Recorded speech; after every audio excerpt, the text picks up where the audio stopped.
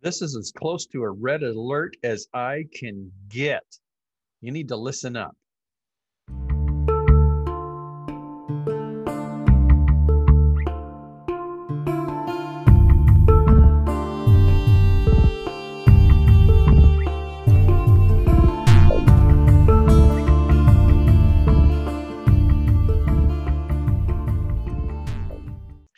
Okay, before I get into this, I've just posted a video for this evening. It will be aired as a premiere at 7 o'clock Central Time, and it is called The Two Risings. This will be part one of a two-part video. You need to watch this. It talks about how the church must rise first before the beast can rise. And it's from Daniel chapter 7 and Revelation chapter 13, and you're going to want to watch that. Now, what's going on that I have a red alert? I just saw this on I-24 News, and you need to hear about it because of the things that have been happening in the Middle East over the last few days. Everything is speeding up. You know, I've been talking about acceleration, and other watchmen have been talking about the acceleration that is happening. Well, my goodness. The pedal is to the metal. This is from I-24 News. The headline is this: Gantz issues stark warning, Iran only 10 weeks away from nuclear breakout. Did you hear that? 10 weeks away from nuclear breakout. Here's what the headline says.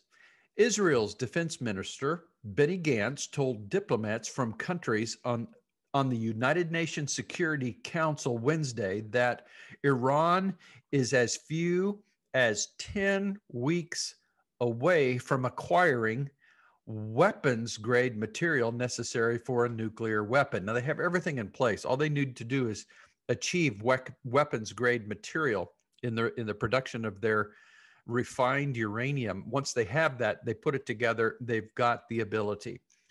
Gantz insisted that the Islamic Republic was increasingly emboldened in its actions across the region, including the recent attacks on maritime vessels in the Gulf of Oman, a sentiment that Foreign Minister and alternate Minister Yair Lapid, who was also at the meeting, reiterated, labeling the UAV strikes as a matter for the international community.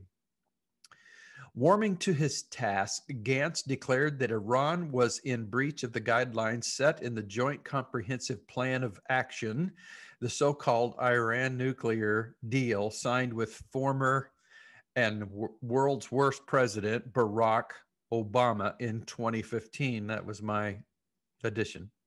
The senior Israeli cabinet members wished to draw the ambassador's attention to the precise nature of the Iranian threat, and not only from the perspective of the existential challenge that a nuclear Iran would pose to the Jewish state.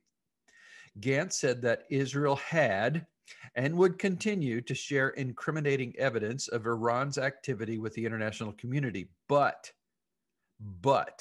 that it retained the ability to act alone if there were threats to its sovereignty, to its citizens.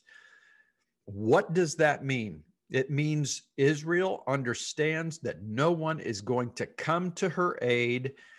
The weakness from the White House is being demonstrated around the world, but yet this is the appointed time that God has established. We can blame it on Biden all we want. We can blame it on Obama. We can blame it on this. We can blame it on that. This is God's appointed time for these things to take place. We've been seeing it coming. It's been on the horizon. Now it's right before us. It means that Israel is going to have to act alone, and is stating so. And that, in my opinion, and in the opinion of many others, but I've been saying this for years, if Israel acts alone against Iran, you are going to see an escalation in Syria that will lead to the destruction, the complete and utter destruction of Damascus that we read about in Isaiah chapter 17, immediately followed by the descent of those nations that are now gathered in Syria.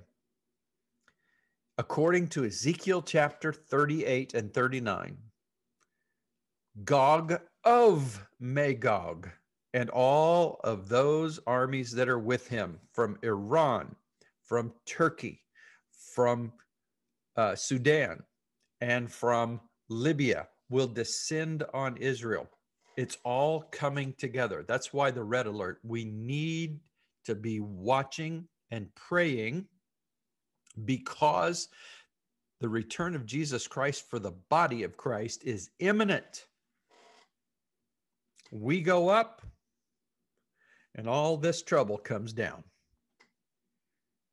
Be in prayer.